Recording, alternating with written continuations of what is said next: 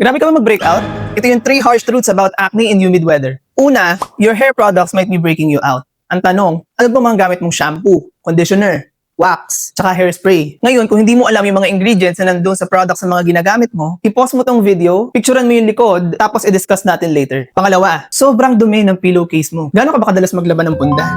3 months, 6 months, 1 year. Yung totoo. Ngayon, hindi naman kita i-judge sana. Pero, kung nagbe-breakout ka pa rin and sinisisi mo yun sa mga skincare products mo, maybe it's time to change your POV. Pangatlo, sobra ka mag-cleanse. Hindi mo alam sa kaka-cleanse mo na yun, nasisira na yung skin barrier mo. Which is, yung mga ayaw naman nating mangyari, di ba? Kasi, pag nasira na yung skin barrier mo, napakahirap niyang i-repair. Ngayon, kung na-picture mo na yung mga ingredients kanina, ito na yung time para malaman mo kung ano yung mga ingredients na tingin mong nakakasira sa mukha mo. Kung meron dyang coconut oil, cocoa butter, wheat germ oil, shea butter, palm oil, or soybean oil, baka yun din yung dahilan kung ba't ka nagbe-breakout. Kasi sa humid weather, ang ginagawa niya, nagsisit siya na matagal and tinatrap niya yung mga sweat sa mukha natin. Ngayon, kung napansin mo meron ka mga tiny bumps dun sa hairline mo, maybe isa dun yung mga pwede mong sisihin. Next, kung meron siyang dimethicone, amodimethione, and cyclopentasiloxane, nagtatrap din siya ng heat. Humahalo sa pawis at nagkaklog siya ng pores nyo if hindi nyo siya nahugasan na maayos. Now, yung mga silicones naman na yun is hindi talaga masama. Pero, kung sensitive ang balat mo, medyo mag-ingat ka dito. Ngayon, kung lalaki ka naman at gumagamit ka ng wax, at meron yung wax mo na petrolatum, lanolin, beeswax, paraffin,